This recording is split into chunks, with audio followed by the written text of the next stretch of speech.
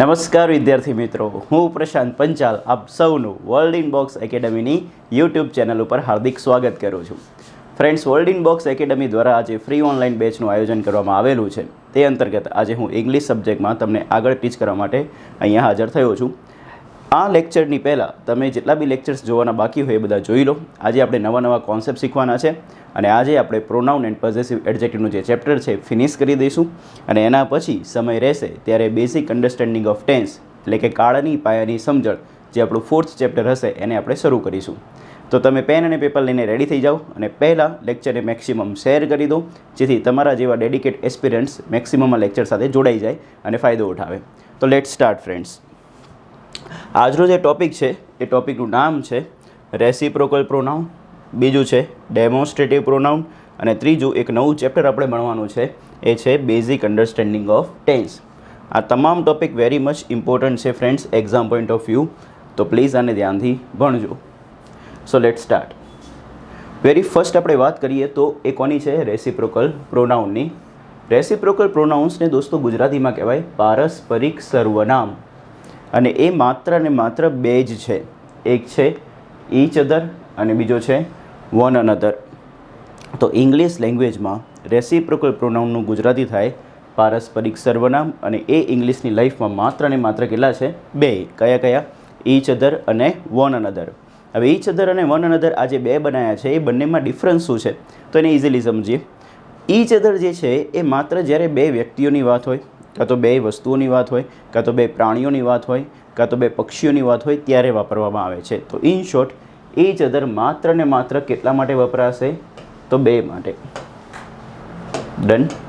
અને જો તમે વાત બેથી વધારેની કરી રહ્યા છો, બેથી વધારે વ્યક્તિઓ, બેથી વધારે પ્રાણીઓ, બેથી વધારે પક્ષીઓ, તો એ કેસમાં દોસ્તો તમારે ઉપયોગ કરવાનો રહેશે વન અનધર. બસ આટલો નાનો કોન્સેપ્ટ છે રેસિપ્રોકલ પ્રોનાઉનનો. ઠીક છે.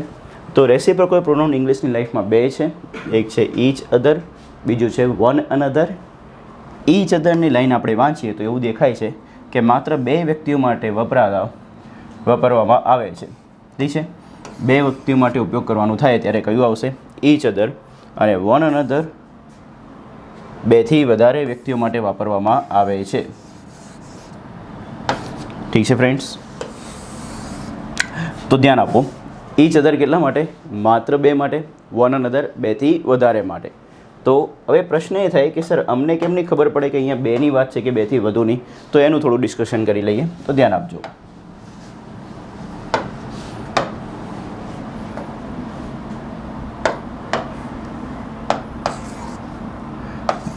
માત્ર બેની વાત હશે તો એક્ઝામમાં તમને અમુક શબ્દ લખીને આપ્યા હશે જે બેને બતાવશે.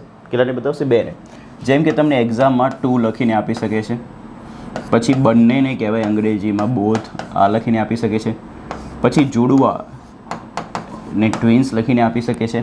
ઠીક છે. તો આ તમામ શબ્દો કોને દર્શાવે છે? તો માત્ર બેને દર્શાવે છે.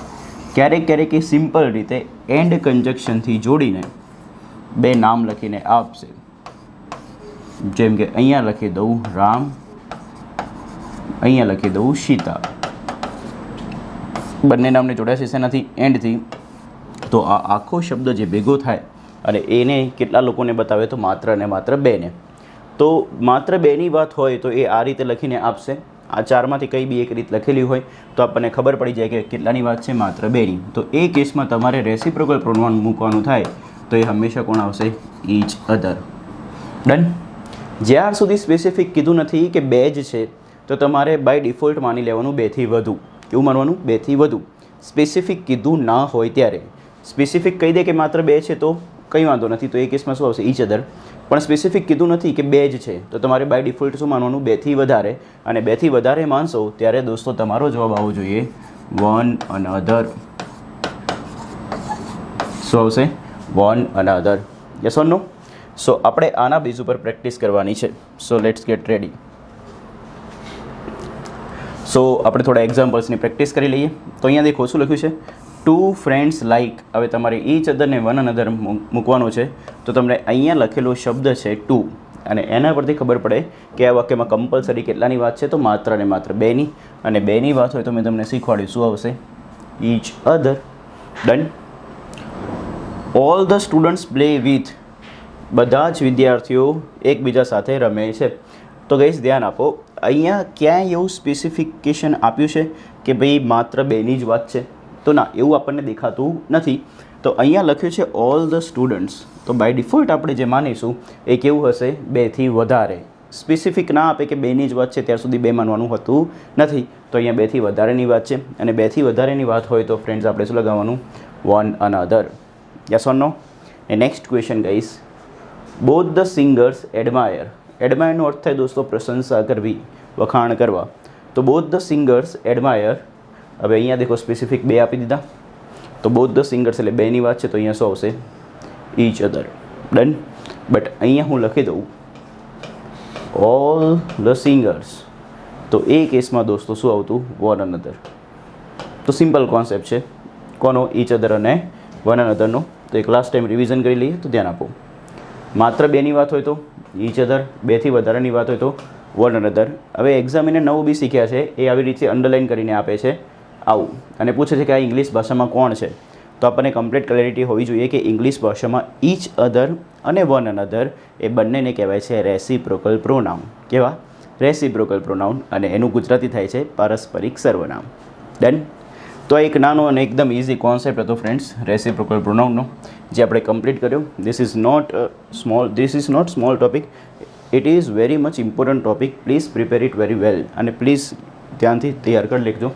બિકોઝ આગળ જઈને તમને એવું ના લાગવું જોઈએ કે આ તો એકદમ ઇઝી હતું. આ એક્ઝામમાં આવે છે દોસ્તો, અને ઘણા લોકો ભૂલ કરે છે. હવે નેક્સ્ટ જે પ્રોનાઉન શીખવાનું છે એ કયું છે? ડેમોન્સ્ટ્રેટિવ પ્રોનાઉન. ઠીક છે. અને ડેમોન્સ્ટ્રેટિવ પ્રોનાઉનનું ગુજરાતી થાય છે દર્શક સર્વનામ. શું થાય? દર્શક સર્વનામો. તો એને આપણે ડિટેલમાં સમજીએ. તો ફોકસ કરજો.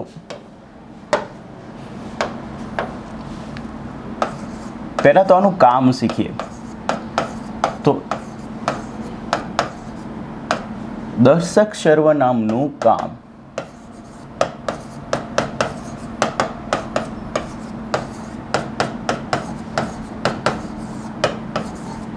દર્શાવવાનું છે. દર્શક સર્વનામ નામ પરથી જ ખબર પડે કે એ શું કામ કરતો હશે? દર્શાવવાનું. હવે દર્શાવવું દેટ મીન્સ મારે અહીંયા ઊભા કોઈ વ્યક્તિને દર્શાવવું છે, કોઈ વસ્તુને દર્શાવી છે, કોઈ જગ્યાને દર્શાવી છે, કોઈ પ્રાણીને દર્શાવવું છે. તો કોઈ બી વ્યક્તિને જ્યારે એ વાતચીત કરતો હોય અને એને કોઈ બી દર્શાવવાની જરૂર પડે ત્યારે કોનો ઉપયોગ કરશે? દર્શક સર્વનામનો. તો દર્શક સર્વનામનું કામ જ શું છે? દર્શાવવાનું. હવે આ જે દર્શાવવાની ક્રિયા છે એ ક્રિયાને અંગ્રેજીમાં કહેવાય દોસ્તો ડેમોન્સ્ટ્રેટ કરવું. શું કરવું? ડેમોન્સ્ટ્રેટ કરવું. વન્સ અગેન, આ દર્શાવવાની જે ક્રિયા છે એને અંગ્રેજીમાં શું કહેવાય? ડેમોન્સ્ટ્રેટ કરવું. અને એ ડેમોન્સ્ટ્રેટ પરથી દર્શક સર્વનામનું અંગ્રેજીમાં નામ આપવામાં આવ્યું છે ડેમોન્સ્ટ્રેટિવ પ્રોનાઉન. શું કહેવાય? ડેમોન્સ્ટ્રેટિવ પ્રોનાઉન. સમજો, દર્શક સર્વનામનું કામ દર્શાવવાનું. દર્શાવવાની ક્રિયા જ્યારે આપણે કરીએ તો એ ક્રિયાને અંગ્રેજીમાં શું કહેવાય? ડેમોન્સ્ટ્રેટ કરવું. એ ડેમોન્સ્ટ્રેટ શબ્દ પરથી દર્શક સર્વનામનું અંગ્રેજીમાં નામ શું પાડવામાં આવ્યું? ડેમોન્સ્ટ્રેટિવ પ્રોનાઉન. ક્લિયર છે? હવે પ્રશ્ન એ થાય કે સર ડેમોન્સ્ટ્રેટિવ પ્રોનાઉન કેટલા છે? તો ડેમોન્સ્ટ્રેટિવ પ્રોનાઉન ફ્રેન્ડ્સ 4 છે. કેટલા છે? 4. એને આપણે એક એક કરીને ડિસ્કસ કરીએ. એના પહેલાં હું તમને બેઝિક વસ્તુ સમજાવવા માગું છું. માન લો કે તમે કોઈ વાતચીત કરી રહ્યા છો કોઈની સાથે, ઠીક છે, અને તમારે કોઈ બી વ્યક્તિ કાં તો કોઈ બી વસ્તુને દર્શાવવાની જરૂર પડી, તો તમે એ વ્યક્તિ કાં તો વસ્તુને એક જ રીતે દર્શાવી શકો છો, અને એ છે બોલીને. કેવી રીતે? બોલીને. જેમ કે મારે આ પેનને દર્શાવી છે તો આ એક પેન છે, હું આ રીતે બોલીશ. મારે અહીંયા કેમેરો છે, મારે કેમેરાને દર્શાવવું હોય તો હું કહીશ કે આ એક કેમેરો છે. Yes or no? તો જ્યારે બી તમે વાતચીત કરો છો અને તમારે કોઈ બી વ્યક્તિ, વસ્તુ કે જગ્યાને ક્યાંય બી દર્શાવવું છે તો યુ હેવ ટુ સ્પીક. તમારે બોલવું જ પડશે, અને બોલીને જ તમે દર્શાવી શકો છો. હવે બીજો પ્રશ્ન એ થાય કે સર બોલીને દર્શાવે એ તો બરાબર, પણ આપણે જે વસ્તુ છે એની જગ્યા ઉપર બી શું આધાર રાખશે કે એ આપણાથી બોલનારથી નજીક છે કે દૂર? હા, તો ઓબ્વિયસલી આપણે જેને દર્શાવવું છે એ કઈ જગ્યાએ છે, એ આપણાથી નજીક છે, એટલે કે બોલનાર જે વ્યક્તિ છે એનાથી નજીક છે કે બોલનાર વ્યક્તિથી દૂર છે, એના ઉપર બી એ આધાર રાખશે. તો ડેમોન્સ્ટ્રેટિવ પ્રોનાઉન કેટલા ઉપર આધાર રાખે છે? તો એક તો બોલનાર ઉપર, અને બીજું તમે જે દર્શાવવા માગો છો એ બોલનારથી નજીક છે કે દૂર, એના ઉપર બી આધાર રાખે છે. અને હજુ એક ત્રીજો પોઈન્ટ છે. માની લો કે મારે જે વસ્તુ દર્શાવી છે આ એક જ પેન છે, તો આ પેનને મારે દર્શાવી છે તો આ પેન એક છે એટલા માટે એક વચન કહેવાય. હવે મારે જે વસ્તુ દર્શાવી છે, માની લો કે મારે આ ફિંગર્સને દર્શાવી છે. હવે આ ફિંગર એક છે કે એકથી વધારે, તો એકથી વધારે એટલે કે બહુવચન. તો દોસ્તો ત્રીજા પોઈન્ટ ઉપર બી આધાર રાખશે કેવું કે તમે જે વસ્તુ દર્શાવવા માગો છો એ એક વચન છે કે બહુવચન છે. ઠીક છે. તો વન્સ અગેન, ડેમોન્સ્ટ્રેટિવ પ્રોનાઉન બેઝિકલી કેટલી ફોર્મેટ ઉપર ચાલશે? તો 3. પહેલું બોલનાર, બીજું જે વસ્તુ દર્શાવી છે બોલનારની નજીક છે કે દૂર, અને ત્રીજું જે દર્શાવવામાં આવે છે વસ્તુ એક વચન છે કે બહુવચન. આ બધાનું કોમ્બિનેશન થઈને ઇંગ્લિશ ભાષામાં શું બનાવવામાં આવ્યું છે? ડેમોન્સ્ટ્રેટિવ પ્રોનાઉન, જેનું કામ શું છે? દર્શાવવાનું. તો આપણે એક એક કરીને ભણીએ. તો ધ્યાન આપજો. દર્શક સર્વનામો, જેને અંગ્રેજીમાં શું કહેવાય? ડેમોન્સ્ટ્રેટિવ પ્રોનાઉન્સ. તો દેખો, બોલવાની ક્રિયાને કહેવાય સ્પીક, અને સ્પીક શબ્દનો ઉપયોગ કરીને બોલનારનું અંગ્રેજીમાં નામ પડ્યું સ્પીકર. શું પડ્યું? સ્પીકર. નજીકને અંગ્રેજીમાં કહેવાય નિયર. શું કહેવાય? નિયર. તો બોલનારની નજીક એટલા માટે અહીંયા શું લખ્યું છે? Near to speaker. ડન. અને દૂરને અંગ્રેજીમાં કહેવાય દોસ્તો ફાર. શું કહેવાય? ફાર. થીને અંગ્રેજીમાં કહેવાય ફ્રોમ. ઠીક છે. અને બોલનારને અંગ્રેજીમાં કહેવાય સ્પીકર. તો બોલનારથી દૂર, બોલનારથી દૂરનું અંગ્રેજી શું થાય? Far from speaker. તો તમે જ્યારે દર્શાવવાની વાત કરશો ત્યારે બેઝિકલી મેઇન વસ્તુ યાદ રાખવાની કે એ જે વસ્તુ છે એ બોલનારની નજીક છે કે બોલનારથી દૂર છે. જો બોલનારની નજીક હશે તો શું મૂકવાનું, બોલનારથી દૂર હોય તો શું મૂકવાનું, એ આપણને શીખવાનું છે. માન લો કે હું અત્યારે બોલી રહ્યો છું અને મારી નજીક આ રિમોટ છે, મારે એને દર્શાવવું છે. તો એને હું જ્યારે દર્શાવવાની વાત કરીશ તો એ મારાથી નજીક છે, અને પ્લસ આ કેવું છે? એક જ છે. કેવું છે? એક જ છે. ને એક જ છે એને દર્શાવવા માટે, એટલા માટે એને શું કહેવાય? એક વચન. અને આને દર્શાવવા માટે હું બોલીશ ગુજરાતીમાં કે આ એક સ્લાઇડર છે. શું છે? આ એક સ્લાઇડર છે. તો આ બોલ્યો છે આ, એ આને અંગ્રેજીમાં કહેવાય છે ફ્રેન્ડ્સ ધીસ, અને ધીસનું ગુજરાતી શું થાય? આ. સેમ વે જેમ કે આ પેન, આ બોલનારની નજીક એટલે કે મારી નજીક છે, અને મારે આને દર્શાવવું છે તો હું શું કહીશ? આ એક પેન છે. ડન. તો ફરીથી હું શું બોલ્યો? આ. આનું અંગ્રેજી શું થશે? ધીસ. ડન. હવે માની લો કે મારાથી નજીક જ છે એટલે કે બોલનારથી નજીક છે, પણ એકથી વધારે વસ્તુને દર્શાવી છે. જેમ કે મારે મારી આ ફિંગર્સને દર્શાવી છે. ઠીક છે. તો આ મારી આંગળીઓ છે. ઠીક છે. તો આ ફિંગર એક છે કે એકથી વધારે? તો એકથી વધારે. તો એને હું કહીશ બહુવચન, જેને અંગ્રેજીમાં શું કહેવાય? પ્લુરલ. હવે એને બોલવા માટે હું શું બોલ્યો? આ મારી ફિંગર્સ છે. તો ગુજરાતી તો હું બોલ્યો આ, પણ એનું અંગ્રેજીમાં સ્પેલિંગ બદલાઈ જશે ફ્રેન્ડ્સ. અંગ્રેજીમાં એનું થઈ જશે THESE. શું બની જાય? THESE. તો વન્સ અગેન, ડેમોન્સ્ટ્રેટિવ પ્રોનાઉનમાં પહેલાં 2 ડેમોન્સ્ટ્રેટિવ પ્રોનાઉન શીખ્યા. એ હતા બંને બે ક્યાં? બોલનારની નજીક. તો બોલનારની નજીક ઊભેલી વ્યક્તિને કાં તો વસ્તુને કાં તો કોઈ પ્રાણીને દર્શાવવું છે, અને એ એક વચન છે તો શું આવશે? ધીસ. બહુવચન છે તો શું આવશે? ધીસ. આ ધીસ ને આ ધીસનું ઉચ્ચારણ સેમ છે, ખાલી એના સ્પેલિંગમાં ફરક પડે છે. સ્પેલિંગમાં આનો શું થશે? THIS, ને આનો શું થશે? THESE. ઠીક છે. અને આનું બંનેનું ગુજરાતી સેમ જ થશે. શું છે? આ. ઠીક છે. હવે માન લો કે મારાથી દૂર એટલે કે બોલનારથી દૂર છે, અને સામે ઘણા બધા ઓફિસર્સ બેઠા હોય, તો મારે એમને દર્શાવવા છે. તો હું શું કહીશ? તેઓ ઓફિસર્સ છે. શું કહીશ? તેઓ ઓફિસર્સ છે. તો તેઓને દર્શાવવા માટે મારાથી દૂર છે અને બહુવચન છે. તો ધ્યાન રાખજો, બોલનારથી દૂર અને બહુવચન હોય તો હું બોલીશ તેઓ, અને તેઓને દર્શાવવા માટે હું જે શબ્દ વાપરીશ શું આવશે? ધોસ. અને ધોસનો સ્પેલિંગ શું થશે? THOSE. ડન. હવે મારાથી દૂર છે ને એક જ ઓફિસર બેઠા છે, તો હું કહીશ તે ઓફિસર છે. શું કહીશ? તે ઓફિસર છે. અને તેનું અંગ્રેજી થશે દોસ્તો ધેટ. શું થશે? ધેટ. તો બોલનારથી દૂર ડિપેન્ડ કેટલા ઉપર કરે છે? જે દર્શાવો છો એ કેટલા છે? એક છે કે એકથી વધારે? એક હોય તો એક વચન, એકથી વધારે હોય તો બહુવચન. એક હોય તો એના માટે વપરાશે શું? તે. તેનું અંગ્રેજી શું થશે? ધેટ. બહુવચન હોય ને બોલનારથી દૂર હોય તો તેઓનું ગુજરાતી થશે તેઓ, અને દોસ્તો એમનું સ્પેલિંગ થશે અંગ્રેજીમાં ધોસ. ધોસનું સ્પેલિંગ થાય THOSE. તો આ ડેમોન્સ્ટ્રેટિવ પ્રોનાઉન શું કરી રહ્યા છે? તો આ ડેમોન્સ્ટ્રેટિવ પ્રોનાઉન દોસ્તો દર્શાવવાનું કામ કરે છે. શું કરે છે? દર્શાવવાનું કામ. અને જે બી પ્રોનાઉન દર્શાવવાનું કામ કરે એને કહેવાય શું? દર્શક સર્વનામ, જેને અંગ્રેજીમાં શું કહેવાય? ડેમોન્સ્ટ્રેટિવ પ્રોનાઉન. ડેમોન્સ્ટ્રેટિવ પ્રોનાઉન ઇંગ્લિશની લાઈફમાં માત્ર ને માત્ર કેટલા છે? 4. અને એ આધાર કેટલી વસ્તુ પર રાખશે? તો ટોટલ 3. એક તો બોલનાર, બીજું એ બોલનારથી નજીક છે કે દૂર, અને બીજું એકવચન છે કે બહુવચન.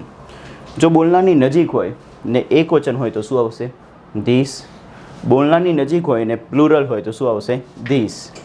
ધીસ અને ધીસ બંનેનો સ્પેલિંગ યાદ રાખજો. THIS એ આવશે સિંગ્યુલર માટે, THEAC એ આવશે પ્લુરલ માટે. બોલનારથી દૂર ને એકવચન હોય તો આવશે ફ્રેન્ડ્સ ધેટ, ને ધેટનો સ્પેલિંગ THAT.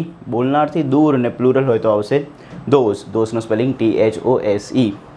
ધેટનું ગુજરાતી તે, ધોઝનું ગુજરાતી તેઓ. યાદ રાખજો. હવે આના બેઝ ઉપર આપણે કરવાની છે ફિલિંગ ધ બ્લેન્ક, એટલે કે ખાલી જગ્યા પૂરવાની છે. સો પહેલાં આમાં કોઈ બી ડાઉટ હોય તો તમે મને પૂછી શકો છો કમેન્ટ સેક્શનમાં. બાકી ક્લિયર હોય તો તમે મને થમ્સ અપ આપી શકો છો. કોઈ બી ડાઉટ હોય તો please ask me in comment section.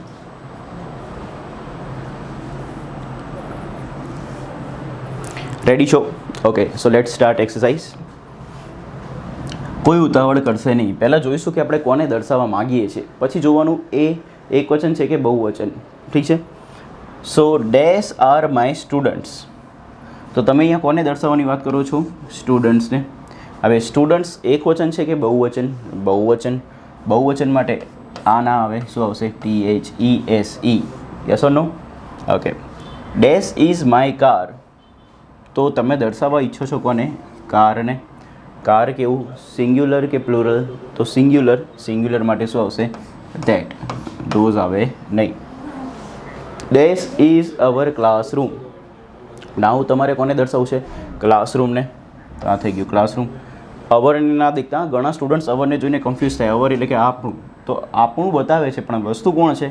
એક જ. કોણ? ક્લાસરૂમ. ને ક્લાસરૂમ કેવું નામ? સિંગ્યુલર. તો સિંગ્યુલર માટે શું આવશે? ઓબ્વિયસ વાળી વાત છે this. Yes or no? Next, dash are officers. તો તમે કોને દર્શાવવા માગો છો? ઓફિસર્સને. તો ઓફિસર્સ સિંગ્યુલર કે પ્લુરલ? પ્લુરલ. તો પ્લુરલ હોય તો શું આવશે? Those. THOSE.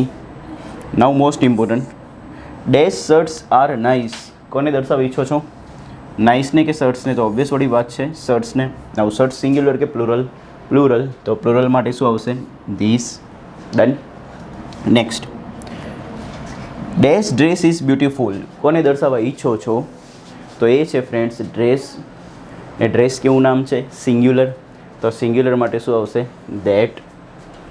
Students are intelligent. તો અહીંયા કોણ છે?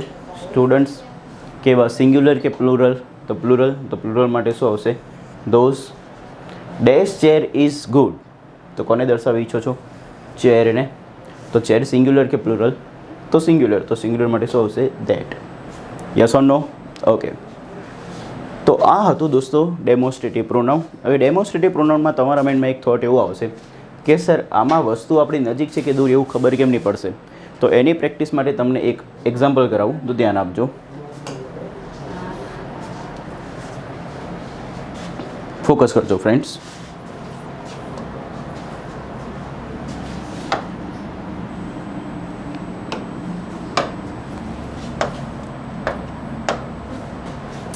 ફોકસ. તમને જ્યારે એક્ઝામમાં પૂછાશે કે આ પ્રોનાઉનમાં ડેમોન્સ્ટ્રેટિવ પ્રોનાઉન મૂકવાનું છે, ત્યારે તમને વાક્યમાં બાય ડિફોલ્ટ અંદર લખીને આપશે. એના મતલબ પરથી ખબર પડશે કે નજીક છે કે દૂર. યસ ઓર નો? જેમ કે હું તમને એક ફિલિંગ ધ બ્લેન્ક આપું, એના પરથી તમે નક્કી કરો.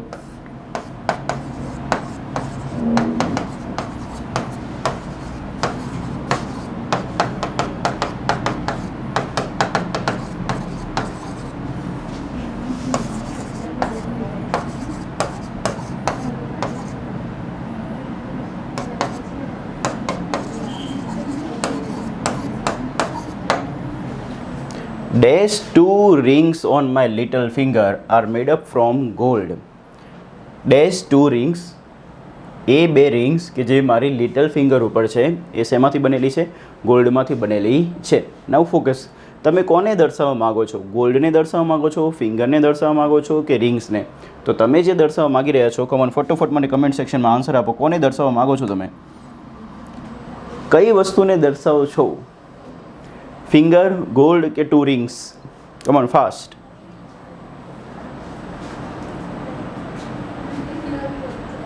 તો ધ્યાનથી દેખજો, તમે જે દર્શાવી રહ્યા છો ફ્રેન્ડ્સ એ છે રિંગ્સ. અને રિંગ્સ પાછી કેવી છે? 2, એટલે સિંગ્યુલર કે પ્લુરલ? પ્લુરલ. ઠીક છે. હવે તમને ઓપ્શન ના આપું તો બી તમને આવડવું જોઈએ કે આ રિંગ્સના વાક્ય પરથી જુઓ કે આ રિંગ્સ તમારાથી નજીક છે કે દૂર છે. ઇન જે બોલનાર વ્યક્તિ છે એનાથી નજીક છે કે દૂર છે. તો જે બોલનાર વ્યક્તિ છે શું કહે છે કે માય લિટલ ફિંગરમાં, એટલે કે મારી ટચલી આંગળી ઉપર જે 2 રિંગ્સ છે એ ગોલ્ડમાંથી બનેલી છે. તો જે બી વ્યક્તિ બોલતો હશે એની જે આ જે દેટ મીન્સ લિટલ ફિંગર છે એ તો એની નજીક જ હશે. એને કાપીને દૂર તો નહીં મૂક્યું હોય, તો એ હંમેશા ક્યાં હોય? એની નજીક. તો એની પાસે છે ને પાસે હોય તો તમને ખ્યાલ છે 2 જ આન્સર બને, કાં તો ધીસ બને કાં તો ધીસ બને. ઠીક છે. જો સિંગ્યુલર હશે એટલે કે એકને દર્શાવવું હશે તો ધીસ, એકથી વધુ એટલે કે પ્લુરલને દર્શાવવું હશે તો this. Are you getting my point? તો જો એ લોકોને દર્શાવવા માગો છો તમે તો રિંગ્સ એકથી વધારે છે અને નજીક છે. નજીક છે ક્યાંથી ખબર પડી? વાક્યને વાંચીને ખબર પડે. માય લિટલ ફિંગર તો બોલનાર વ્યક્તિની ટચલી આંગળી ઉપર એટલે કે નાની ફિંગર ઉપર છે, એટલા માટે નજીક કહેવાય. તો નજીક માટે શું આવશે? ધીસ. કેમ આ ધીસ ના આવ્યું? બિકોઝ તમે 2 રિંગ્સને દર્શાવો છો એટલા માટે પ્લુરલ છે. પ્લુરલ માટે શું આવે? This. Yes or no? Okay. તો નેક્સ્ટ હજુ એક એક્ઝામ્પલ આપું, ધ્યાન આપજો.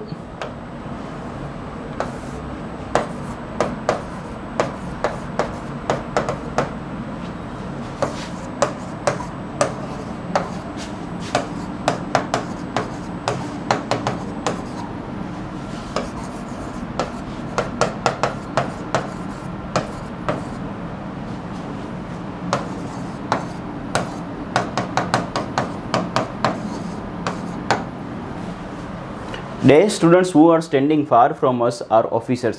એ વિદ્યાર્થીઓ કે જે આપણાથી દૂર ઊભા છે એ લોકો ઓફિસર્સ છે. નવ ફોકસ. તમને ઓપ્શન આપું, તમારે મને આન્સર આપવાનો છે this, that, this, those. Come on, give me answer. This, that, this, those. પહેલાં તો એ જોવાનું વાક્યમાં કે તમે કોને દર્શાવી રહ્યા છો. પછી જોવાનું કે દર્શાવનારું જે છે, જેને દર્શાવવામાં આવી રહ્યું છે એ એક છે કે એકથી વધારે. એના પછી જોવાનું કે નજીક છે કે દૂર. બસ આ 3 કન્ડિશનને ફોલો કરો, તમારો આન્સર આવી જશે. ઇંગ્લિશને ઇઝી બનાવવા માટે ઓલવેઝ ફોલો ધ પ્રોસેસ. આખી લેંગ્વેજને સોલ્વ કરવા માટે એક પ્રોસેસ હોય, એ પ્રોસેસને ફોલો કરો તો ક્યારેય કંઈ પ્રોબ્લેમ આવતી નથી. But students always interested in finding the shortcuts. Shortcuts કદી હોતા નથી. ઓલવેઝ પ્રોસેસને જ ફોલો કરવાનું, પછી કોઈ બી સબ્જેક્ટ હોય. ઠીક છે, ધ્યાન આપો. તો આઈ હોપ તમે મને સમજી શકતા હશો કે હું જે પ્રોસેસ ઉપર ફોકસ કરવાનું કહું છું એ પ્રોસેસ તમને આવડવી જોઈએ. એ પ્રોસેસ આપણે ઓલરેડી શીખી લીધી છે. કમન ફાસ્ટ મને આન્સર આપો. પહેલાં તો મને એ કહો કે કોને દર્શાવવા માગો છો તમે. મારા ક્વેશ્ચનને સમજો, તમે કોને દર્શાવવા માગો છો આ વાક્ય દ્વારા. તો તમે જે દર્શાવવા માગો છો એ છે ફ્રેન્ડ્સ કોણ? સ્ટુડન્ટ્સ. કોણ છે? સ્ટુડન્ટ્સ. હવે આ જે સ્ટુડન્ટ્સ જે છે એ સિંગ્યુલર છે કે પ્લુરલ? એ જોઈને બી ખબર પડે કે એ સ્ટુડન્ટ્સ કેવા છે? પ્લુરલ. પ્લુરલ હોય તો આ ધીસ અને ધેટ તો કદી જિંદગીમાં ના આવે. નીકળી ગયા. હવે આ સ્ટુડન્ટ્સને પૂછો કે તમે જે બોલનાર વ્યક્તિ છે એની નજીક છો કે દૂર છો, તો એ બોલનાર વ્યક્તિ કહે છે કે આ સ્ટુડન્ટ્સ મારાથી ક્યાં છે? ફાર ફ્રોમ અસ, એટલે કે આપણાથી ક્યાં છે? બહુ જ દૂર છે. ઠીક છે. તો એ દૂર છે માટે ધીસ આવશે નહીં, તો શું આવે? ધોસ. Yes or no? સો નજીક છે કે દૂર એ તમને બાય ડિફોલ્ટ એક્ઝામમાં જ્યારે બી ક્વેશ્ચન પૂછાય ત્યારે તમને આ રીતે વાક્યમાં લખીને આપશે. આપણને ખાલી એના મતલબ પરથી ખબર પડવી જોઈએ કે નજીક છે કે દૂર. That's it. બીજું કંઈ હોતું નથી. ક્લિયર છે? Okay friends. તો આજે આપણે 2 પ્રકારના પ્રોનાઉન શીખ્યા. એમાં પહેલું પ્રોનાઉન શીખ્યા ફ્રેન્ડ્સ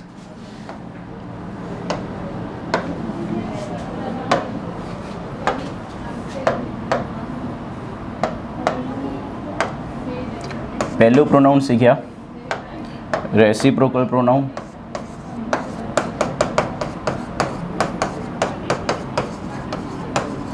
અને બીજું પ્રોનાઉન શીખ્યા ડેમોન્સ્ટ્રેટિવ pronoun. Yes or no?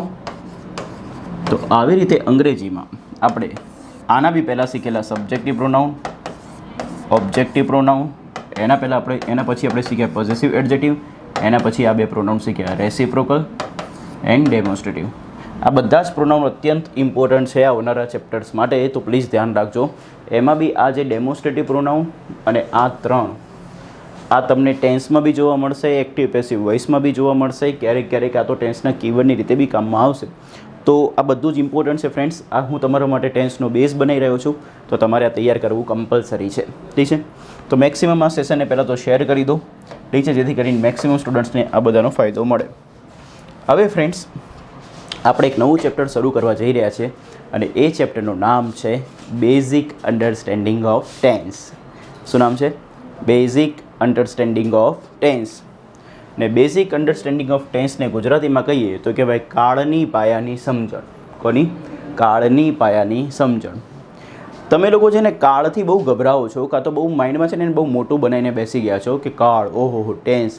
Actually આખા ગ્રામરમાં ટેન્સ એકદમ ઇઝી પાર્ટ છે અને એને તમે ઇઝીલી તૈયાર કરી શકો છો, બટ તમારે એને સમજવું પડે.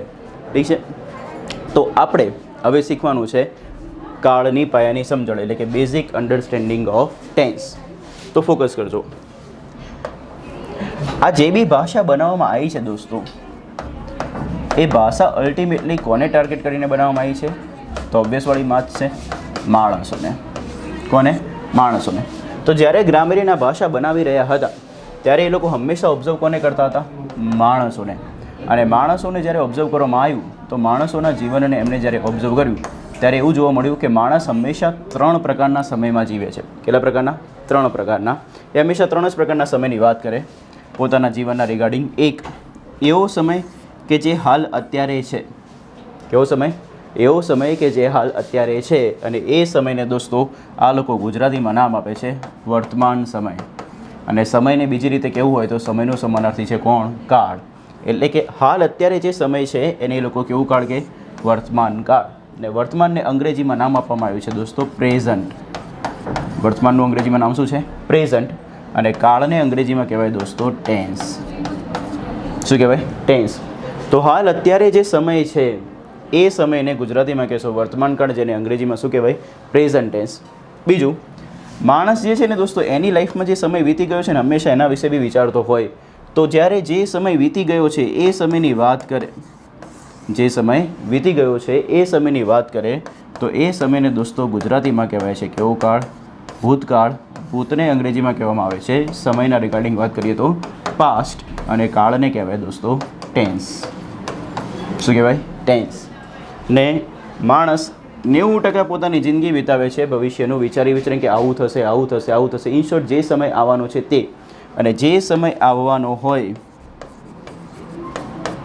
તે સમયને કહેવાય દોસ્તો ભવિષ્યકાળ. ને ભવિષ્યને દોસ્તો અંગ્રેજીમાં કહે છે શું? ફ્યુચર. અને કાળને શું કહેશે? ટેન્સ. તો વન્સ અગેન, ભાષા બની કોના માટે? માણસો માટે. માણસોનું જીવન જ્યારે ઓબ્ઝર્વ કરવામાં આવ્યું તો માણસની લાઈફમાં કેટલા પ્રકારના સમય જોવામાં આવ્યા? તો માત્ર ને માત્ર 3. એક સમય એવો કે જે હાલ અત્યારે છે. તો હાલ અત્યારે જે સમય હોય એ સમયને કહેવાય ફ્રેન્ડ્સ વર્તમાન કાળ, જેને અંગ્રેજીમાં શું કહેશો? Present tense. જે સમય વીતી ગયો છે એ વીતી ગયો છે તે સમયને કહેવાય ભૂતકાળ, જેને અંગ્રેજીમાં શું કહેવાય? Past tense. ને જે સમય આવવાનો છે તે ભવિષ્યકાળ, જેને અંગ્રેજીમાં શું કહેવાય? Future tense. Yes or no? તો આજ પછી હું તમને ઇંગ્લિશ લેંગ્વેજમાં ક્યારે બી સમયની વાત કરું તો તમારા માઇન્ડમાં 3 જ થોટ આવવા જોઈએ. એક છે પ્રેઝન્ટ સમય, એક છે પાસ્ટ અને એક છે ફ્યુચર. ઠીક છે? પ્રેઝન્ટ એટલે કેવો? હાલ અત્યારે જે સમય છે તે. પાસ્ટ એટલે જે સમય વીતી ગયો તે. ને ફ્યુચર એટલે જે સમય આવવાનો છે તે. ડન? તો ઇંગ્લિશ લેંગ્વેજને તમે આખું ડિરાઈવ કરી શકો છો માત્ર ને માત્ર કેટલા ટેન્સમાં? 3. એક છે પ્રેઝન્ટ ટેન્સ, એક છે પાસ્ટ ટેન્સ ને એક છે ફ્યુચર ટેન્સ. ડન? હવે આ જે સમય બનાવવામાં આવ્યા એ સમય બનાવ્યા પછી પાછું ગ્રામેરિયને કર્યું શું? માણસોને ઓબ્ઝર્વ કર્યા. અને માણસોને જ્યારે ઓબ્ઝર્વ કરવામાં આવ્યા તો એક ગજબ વસ્તુ જોવામાં આવી કે માણસ જે છે એ આ 3 સમયમાં કંઈક ને કંઈક પ્રકારની ક્રિયા કરતા જોવા મળે. એકચ્યુઅલી માણસ કંઈક ને કંઈક પ્રકારનું શું કરતા હોય? કામ. અને કામ અલ્ટિમેટલી છે શું? ક્રિયા જ છે. શું છે? ક્રિયા. તો આ માણસોને જ્યારે ઓબ્ઝર્વ કરવામાં આવ્યા ત્યારે માણસો હંમેશા કંઈક ને કંઈક પ્રકારની શું કરતા જોવા મળે? ક્રિયા. પણ પ્રશ્ન એ હતો કે ક્રિયા એ માત્ર શું વર્તમાનમાં કરતા હતા, ભૂતકાળમાં કરતા હતા કે ભવિષ્યમાં? તો દોસ્તો એ ક્રિયા ફ્રેન્ડ્સ 3 સમયમાં જ કરતા જોવા મળશે. કેવા સમયમાં? 3. પ્રેઝન્ટ ટેન્સમાં બી ક્રિયા આવશે, પાસ્ટ ટેન્સમાં એટલે કે જે સમય એમની લાઈફમાં વીતી ગયો છે એમાં બી એમને કંઈક ને કંઈક ક્રિયા કરી હશે, અને ભવિષ્યમાં જે એમની લાઈફમાં સમય આવવાનો છે એમાં બી એ લોકો કંઈક ને કંઈક પ્રકારની ક્રિયા કરતા જોવા મળશે. તો ફોકસ એવું કરવામાં આવ્યું ગ્રામેરિયન દ્વારા કે આ માણસ અલ્ટિમેટલી આખી જિંદગી એના જીવન દરમિયાન કોઈ બી સમયમાં એ શું કરશે? કામ. અને કામ અલ્ટિમેટલી શું છે? ક્રિયા. તો સમયનું સીધું કનેક્શન કોના સાથે બન્યું? ક્રિયા સાથે. તો ગ્રામેરિયને એવું ઓબ્ઝર્વ કરવાનું ચાલુ કર્યું કે માણસ આ જે ક્રિયાઓ કરે છે એ ક્રિયામાં કેવા પ્રકારની ક્રિયાઓ આવે છે. તો ગ્રામેરિયનનો નવો ટાર્ગેટ બની ગયો કે તમારા જોડે જે ઇંગ્લિશ ભાષામાં સમય બનાવવામાં આવ્યા, સમય એટલે કે કાળ, પ્રેઝન્ટ, પાસ્ટ અને ફ્યુચર, એમાં માણસ દ્વારા શું કરવામાં આવી રહી હતી? ક્રિયા. હવે ક્રિયા કેવા પ્રકારની હતી? શું દર વખતે માણસ સેમ પ્રકારની ક્રિયા કરે છે કે કંઈક અલગ અલગ પ્રકારની ક્રિયા કરે છે? તો ગ્રામેરિયને એ માણસોનું જીવનને ઓબ્ઝર્વ કરવાનું ચાલુ કર્યું અને એમને એવું જોવા મળ્યું કે મનુષ્ય જે છે એટલે કે માણસ જે છે એ પોતાની જિંદગી દરમિયાન અમુક ક્રિયા જે છે ને રોજ કરે. જેમ કે બ્રશ કરવાની ક્રિયા, નાહવાની ક્રિયા એટલે કે શાવર લેવાની ક્રિયા, ખાવાની ક્રિયા, આ એ રોજ કરે. તો એ જે રોજિંદી ક્રિયા છે એ ક્રિયા કરવામાં માણસને કોઈ એક્સાઇટમેન્ટ હોતું નથી. જેમ કે તમે જ્યારે બ્રશ કરીને બહાર હો ત્યારે તમે ક્યારેય બી એવું ફીલ કરશો હાય આજ તો એક નંબર બ્રશ કર્યું? ના, એવું આપણને ફીલ થતું નથી, કારણ કે આપણે રોજ કરતા ક્રિયા છે. તો રોજ આપણે જે ક્રિયા કરીએ ને એમાં કોઈ એક્સાઇટમેન્ટ હોય નહીં, અને એ ક્રિયા આપણા માટે બની જાય છે દોસ્તો સાદી ક્રિયા. કેવી ક્રિયા? સાદી ક્રિયા. અને આ જેટલી બી માણસની લાઈફમાં ક્રિયાઓ જે રોજ થાય છે, જે સાદી ક્રિયા છે, એ સાદી ક્રિયાઓને દર્શાવવા માટે કાળ બનાવેલો છે, જેને ગુજરાતીમાં કહેવાય સાદો કાળ. કેવો કાળ? સાદો કાળ. જેને અંગ્રેજીમાં કહેવાય ફ્રેન્ડ્સ સિમ્પલ ટેન્સ. કેવો ટેન્સ ઓફિસર્સ? Simple tense. બીજું, માણસોને જ્યારે પર્ટિક્યુલર ઓબ્ઝર્વ કરવામાં આવ્યા ત્યારે એમને અમુક સમય દરમિયાન એમને દ્વારા કંઈક ને કંઈક પ્રકારની ક્રિયા એ લોકો કરી રહ્યા હોય ને એવું ઓબ્ઝર્વ કરવામાં આવ્યું. જેમ કે અત્યારે મને કોઈ ઓબ્ઝર્વ કરે, અત્યારે કોઈ મને ગ્રામેરિયન એને દેખે તો એ ગ્રામેરિયન મારામાં શું જોશે કે અત્યારે આ સર ભણાવવાની ક્રિયા કરી રહ્યા છે, તો મારે ભણાવવાની ક્રિયા કેવી જોવા મળશે એમને? કે હું કરી રહ્યો છું, એટલે કે એમને કેવી ક્રિયા જોવા મળી? ચાલુ. ઠીક છે. એવી રીતે તમને અત્યારે ગ્રામેરિયન જોતા હોય તો તમને જે ક્રિયા કરતા દેખવા મળે તો તમારે એક ક્રિયા અત્યારે જે છે એ કેવી છે? ચાલુ છે. તો ગ્રામેરિયન જ્યારે કોઈ માણસોને ઓબ્ઝર્વ કરવા ગયા ત્યારે એમને માણસો દ્વારા અમુક પ્રકારની ક્રિયા જે જોવા મળી એ ક્રિયા કેવી જોવા મળી? ચાલુ. અને ચાલુ ક્રિયા અસ્તિત્વમાં આવી, અને આ ચાલુ ક્રિયાને દર્શાવવા માટે જે કાળ બનાવ્યો એને કહેવાય ચાલુ કાળ. અને ચાલુ કાળ અને અંગ્રેજીમાં કહેવાય કન્ટિન્યુઅસ ટેન્સ. કેવો ટેન્સ ઓફિસર્સ? Continuous tense. ઠીક છે. અને જ્યારે માણસોને ઓબ્ઝર્વ કરવામાં આવ્યા ઇંગ્લિશ લેંગ્વેજમાં ગ્રામેરિયન દ્વારા, ત્યારે ફ્રેન્ડ્સ અમુક માણસો એવા બી જોવા મળ્યા કે જે ઓલરેડી ક્રિયાને પૂર્ણ કરીને બેઠા છે. એમને અમુક ક્રિયા પોતાના લાઈફમાં કરી દીધી છે અને એ પૂર્ણ થઈ ગઈ છે, એટલે કે પૂરી થઈ ગઈ છે. અને એ પૂરી થયેલી ક્રિયાને દર્શાવવા માટે ગ્રામેરિયને એ ક્રિયાને નામ આવ્યું પૂર્ણ ક્રિયા. અને પૂર્ણ ક્રિયાને દર્શાવવા માટે કાળ બનાવ્યો પૂર્ણ કાળ. અને પૂર્ણને ગ્રામેરિયન દ્વારા નામ આપવામાં આવે છે પરફેક્ટ.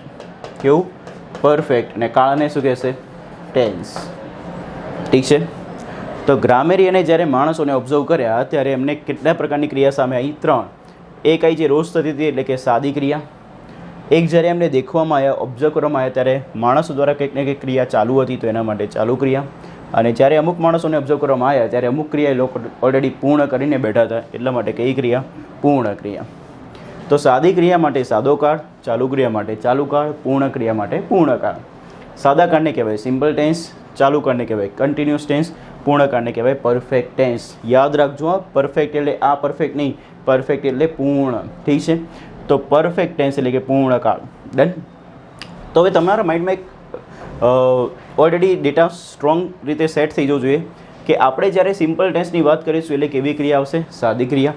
કન્ટિન્યુઅસ ટેન્સની વાત કરશો એટલે ચાલુ ક્રિયા. પરફેક્ટ ટેન્સની વાત કરશો એટલે કે પૂર્ણ ક્રિયા. Yes or no? ઓકે. હવે જેમ જેમ ઇંગ્લિશ લેંગ્વેજ આગળ વધી એમ દોસ્તો મોડર્ન ગ્રામર દ્વારા બીજી એક ક્રિયા જોવામાં આવી, એ ઓબ્ઝર્વ કરવામાં આવી.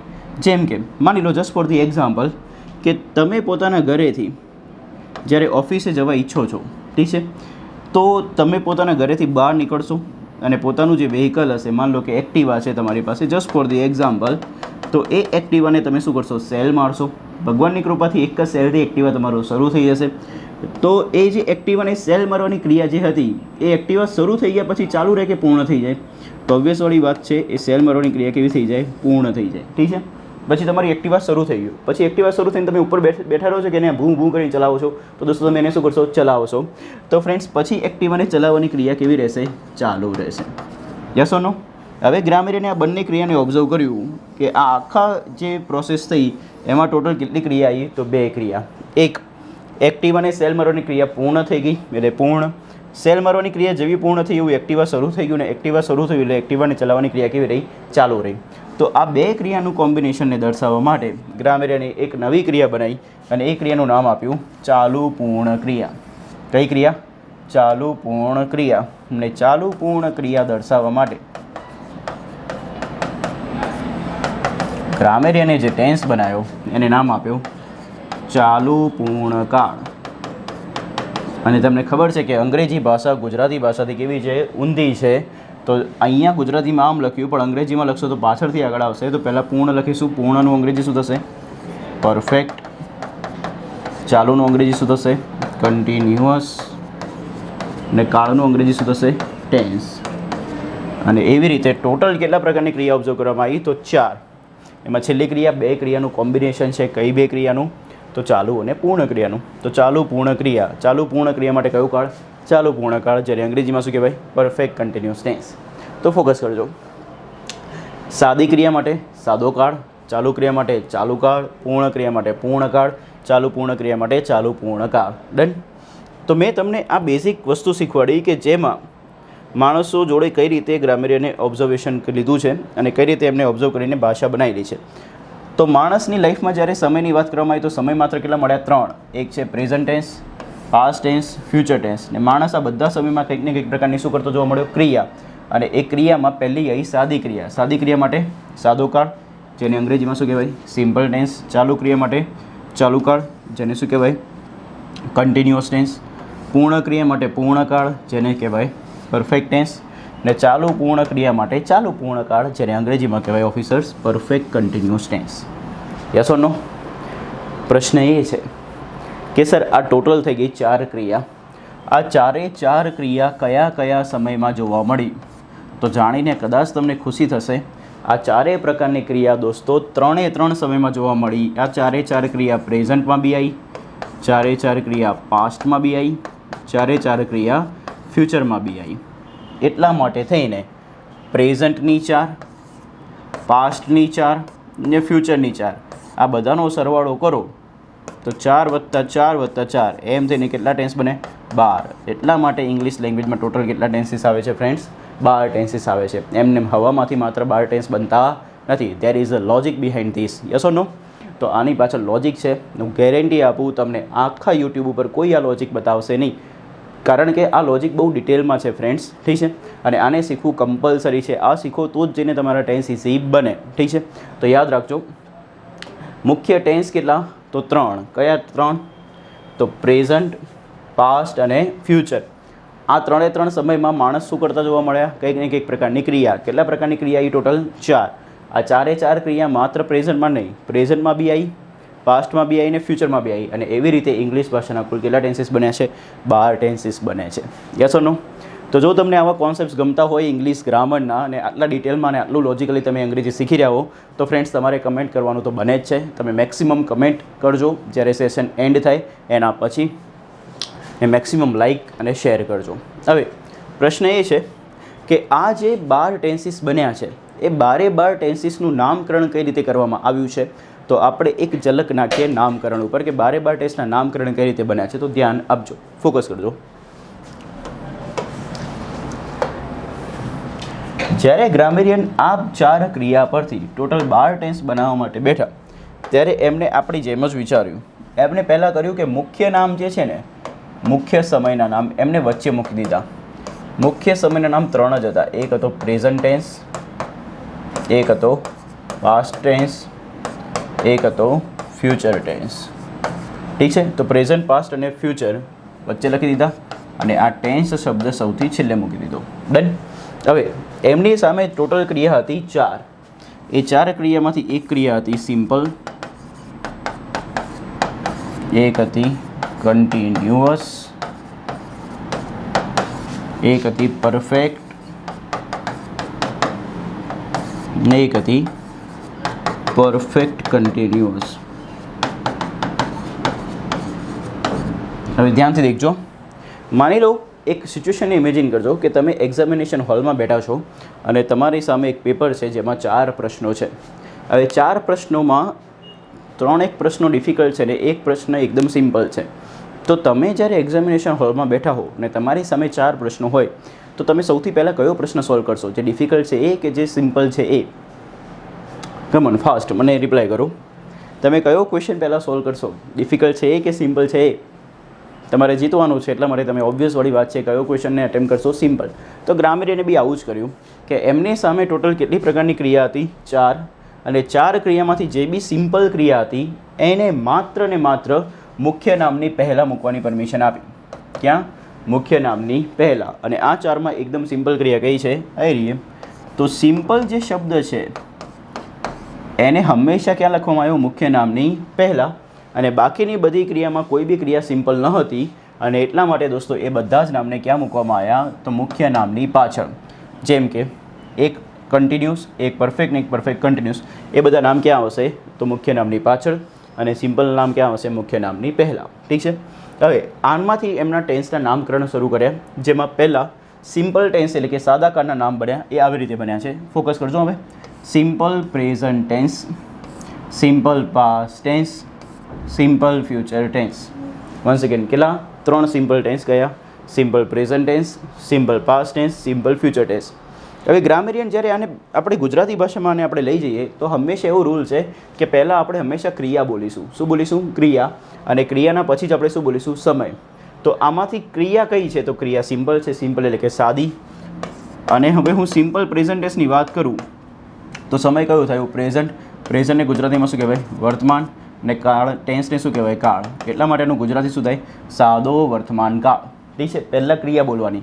તો આ સિમ્પલ અને પાસ્ટમાં ક્રિયા કઈ છે? સિમ્પલ. તો સિમ્પલનું ગુજરાતી સાદો, પાસ્ટનું ગુજરાતી ભૂત અને ટેન્સનું ગુજરાતી કાળ.